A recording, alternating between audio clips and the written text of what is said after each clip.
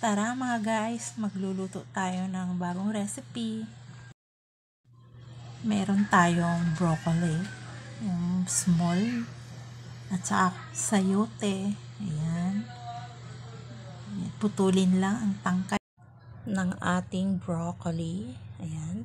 At himay-himayin sa pamamagitan ng knife ang kanyang mga bulaklak at hanggang sa maubos ang paghimay at ating isi-save yung tangkay na yun kasi meron tayong gagawin sa kanyang tangkay. Ayan, ganyan po ang pagkuha ng kanyang mga bulaklak. Ingat-ingat lang. At ayan, himayin pa yung mga may malaki-laki na yan para mapadami kahit konti lang ang ating broccoli kasi napakamahal. At ayan sila. Yan ang kanyang tangkay ay putulin dahil mahaba para madaling balatan. Hindi kailangang itapon ang kanyang tangkay mga guys kasi ang tangkay ng ating broccoli ay pag binalatan natin yan, napakalambot lang niya talaga. Kaya sayang din, masustansya pa rin niya ang kanyang tangkay at hiwa-hiwain lang siya ayon sa gusto mong kapal para maisali natin sa ating recipe. Yan. Ganyan. O, ayan, di ba? Marami pa. Marami rin nakadagdag sa dami ng ating broccoli at isa pa, walang tapon. Ayan. At susunod na nating gawin ang ating sayote naman. Ayan. Sandali lang ang sayote. Mabilis lang siyang balatan dahil malambot. Ayan. Ganyan.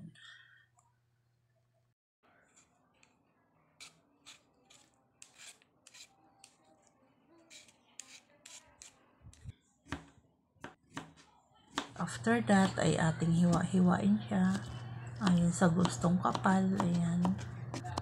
Para makadagdag din ng dami sa ating broccoli. Actually, magandang combination silang dalawa, ang mahal at ang mura.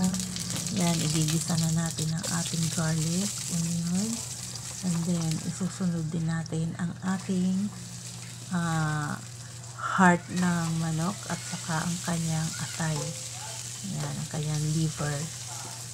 Lutuin lang ng maayos ang ating liver, then magdagdag tayo ng konting iodized salt, saka konting sugar, and then ihalo-halo din natin hanggang sa maluto ng konti or ang ating atay at saka puso ng manok. Then magdagdag tayo ng mga seasoning katulad ng ayan, soy sauce, at then i-add na natin ang ating gulay na broccoli sabay sila ng ating sayote. Yan, kasi sandali lang naman maluto ang atay ng manok. Actually, luto na yung atay bago ilalagay ang mga gulay. Ayan, ang ganda na.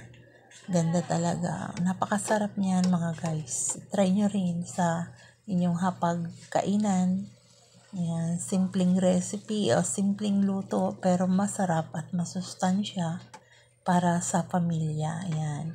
Iluluto lang siya, pakukuluin ng 5 minuto. And then, after that, titikman at titimplahin natin.